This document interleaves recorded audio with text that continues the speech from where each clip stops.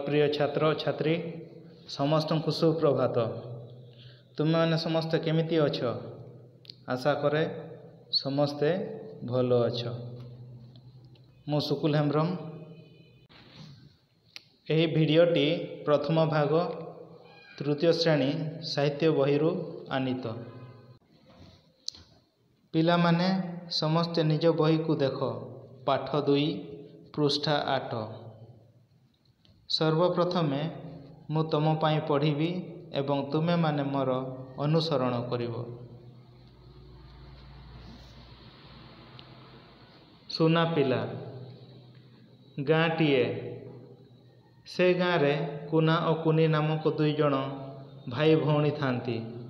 2 जण जाक मन लगाई पाठ पढ़ती, पिता माता को भक्ति करती और गुरु को देवता भली मान्य करती।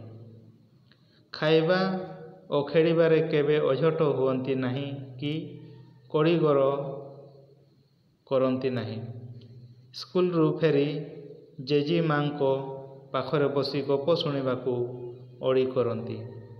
एणु नीति संज हेले जेजी बुढ़ी ता पाकुआ पाटिरे डाकी कहे, कुनी आउ कुना तुमे दुहे सुना, मिछ कहिबा मना, मते टिकिए अना, होइले भलो पिला गोप कहिबी सिना।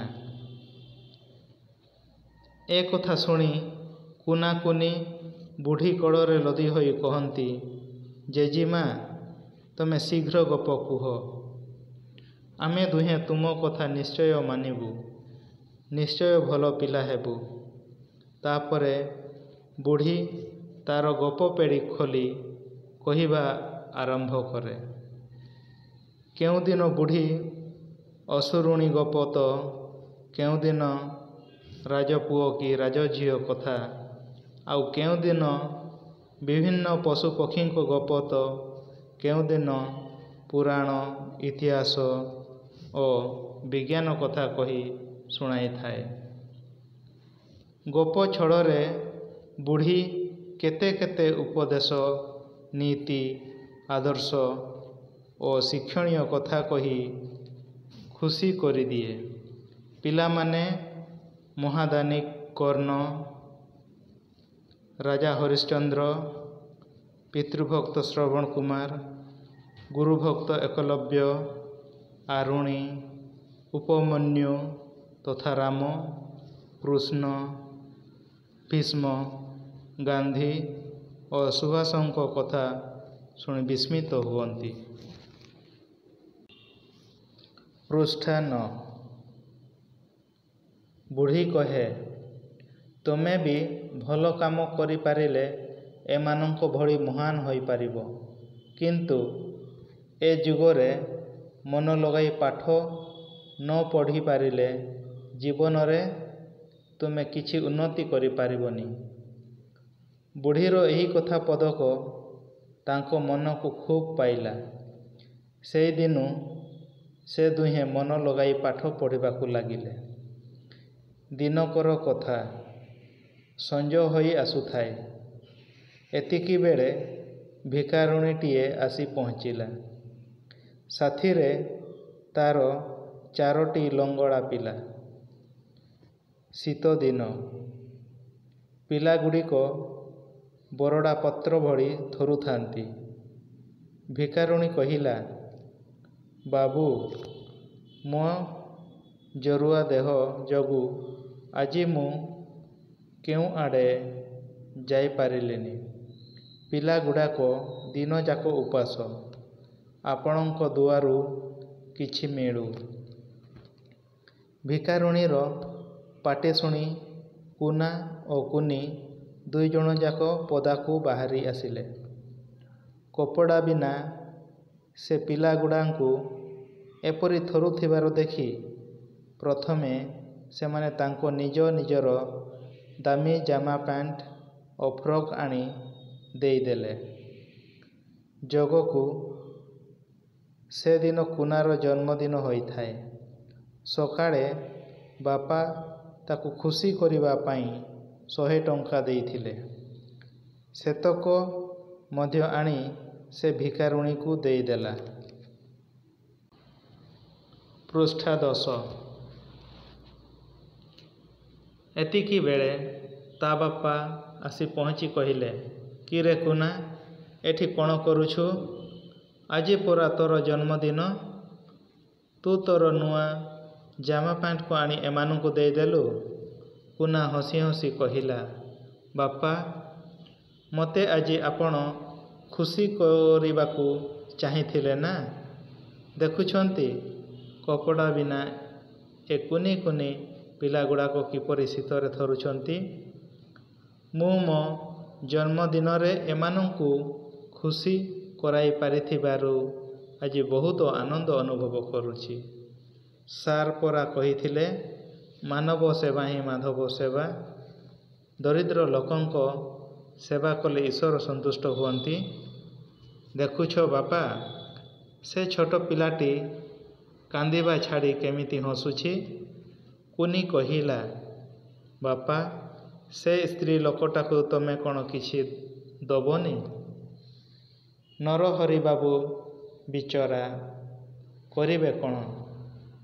ତାଙ୍କ ଟାଣୁଆ ମନଟା ତରଳିଗଲା। ସେ କୁନା ଓ କୁନିକୁ ନିଜ କୋଳକୁ ଆଉଜେଇ ଆଣି କହି ପକେଇଲେ, ବୁଝିଲ କୁନା କୁନି, ଏ ବୁଢ଼ା ବୟସରେ ବି ତୁମ ଦୁହିଁଙ୍କ ଠାରୁ ମୋର କିଛି ଶିଖିବାକୁ ଥିଲା। ତାପରେ ସେ ନିଜେ ଘୋଡ଼େଇ ହୋଇଥିବା ଚାଦରଟିକୁ ନେଇ ସେହି ସ୍ତ୍ରୀ ଲୋକକୁ ଦେଇ କହିଲେ, ତମେ ସମସ୍ତେ ଆଜି ଆମ କୁନା କୁନିଙ୍କର ଅତିଥି ଅଟ। ଆଜିଠାରୁ ତମ ଭଳି ସବୁ ଦୁଃଖୀ ରଙ୍କୀଙ୍କ ପାଇଁ ମୋ ଦୁଆର ଖୋଲା ରହିଲା।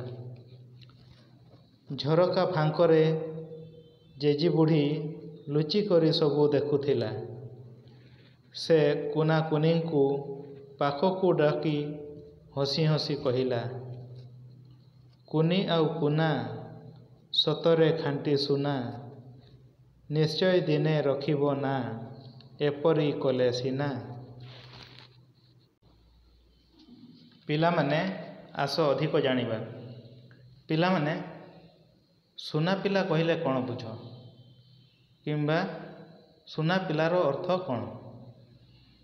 ସୁନା ପିଲା କହିଲେ, ଯେଉଁ ପିଲା ସବୁବେଳେ ସତ ଥାଏ, ସେ କେବେ ହେଲେ ମିଛ କଥା କହେ ନାହିଁ ଏବଂ ସବୁ କାମକୁ ଉତ୍ସାହର ସହିତ କରେ, ଅନ୍ୟମାନଙ୍କୁ ସମ୍ମାନ କରିଥାଏ, ଏପରିକି ନିଜ ପିତାମାତା, ଭାଇ ଭଉଣୀ, ଶିକ୍ଷକ ଶିକ୍ଷୟିତ୍ରୀ, ବନ୍ଧୁବାନ୍ଧବ ଏବଂ ସମାଜର ସମସ୍ତ ସଦସ୍ୟମାନଙ୍କୁ, ଏବଂ ସେ ସବୁବେଳେ ଉତ୍ତମ ରାସ୍ତାକୁ ଆପଣେଇ ନେଇଥାଏ।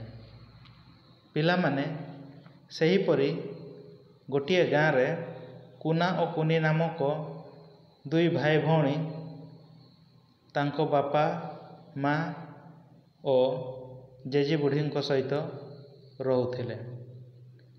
ସେମାନେ ସବୁବେଳେ ମନ ଲଗାଇ ପାଠ ପଢ଼ନ୍ତି। ସେମାନେ ନିଜ ପିତାମାତାଙ୍କୁ ଭକ୍ତି କରନ୍ତି ଏବଂ ନିଜ ଶିକ୍ଷକ ଓ ଶିକ୍ଷୟିତ୍ରୀମାନଙ୍କୁ ଦେବତା ଭଳି ମାନନ୍ତି।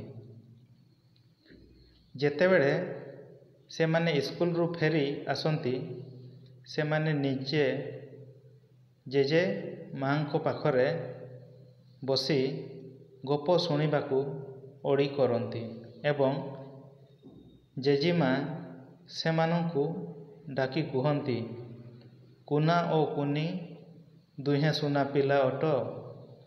ମୋତେ ଅନେଇ କୁହ, ତୁମେ ଦୁହେଁ କେବେ ମିଛ କହିବ ନାହିଁ ଏବଂ ଭଲ ପିଲା ହେବ।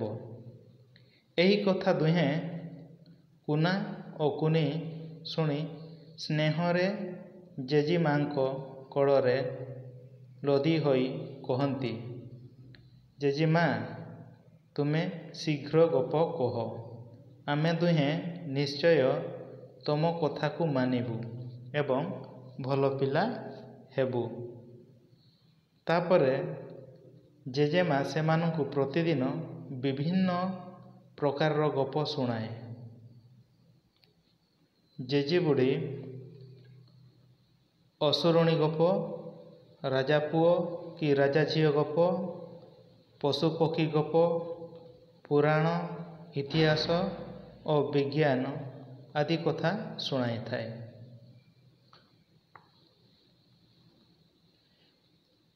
ଗପ ମାଧ୍ୟମରେ ଜେଜେମା ସେମାନଙ୍କୁ ଉପଦେଶ, ନୀତି, ଆଦର୍ଶ ଓ ଶିକ୍ଷଣୀୟ କଥା କହି ଖୁସି କରିଦିଏ।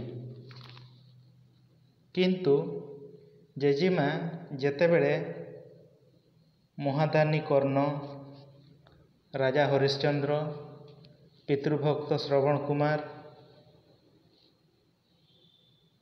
ଗୁରୁଭକ୍ତ ଏକଲବ୍ୟ, ଆରୁଣୀ, ଉପମନ୍ୟୁ, ରାମ, କୃଷ୍ଣ, ଭୀଷ୍ମ, ଗାନ୍ଧୀ ଓ ସୁଭାଷଙ୍କ କଥା ଶୁଣାଏ, କୁନା ଓ କୁନି ଆଶ୍ଚର୍ଯ୍ୟ ହୁଅନ୍ତି ଏବଂ ଜେଜେମା ଏମାନଙ୍କ ପରି ମହାନ ହେବାକୁ ଉପଦେଶ ଦିଅନ୍ତି।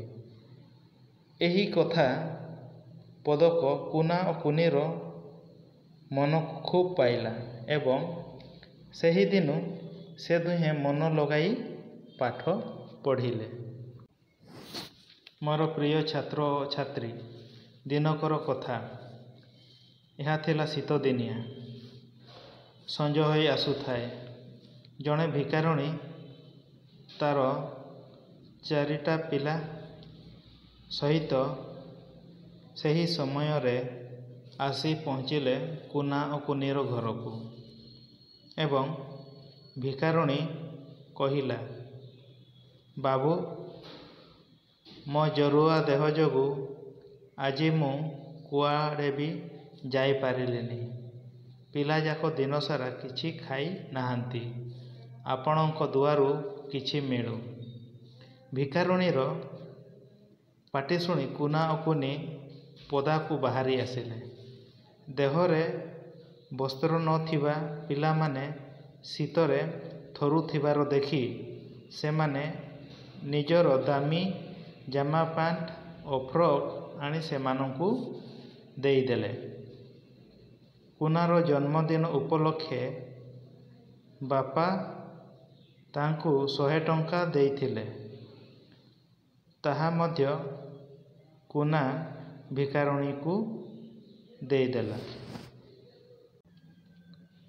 ସେହି ସମୟରେ କୁନାର ବାପା ଆସି କୁନାକୁ କହିଲା, ଆଜି ତୋର ଜନ୍ମଦିନ, ଆଉ ତୋର ନୂଆ ଜାମା ପ୍ୟାଣ୍ଟକୁ ଆଣି ଏମାନଙ୍କୁ ଦେଇଦେଲୁ।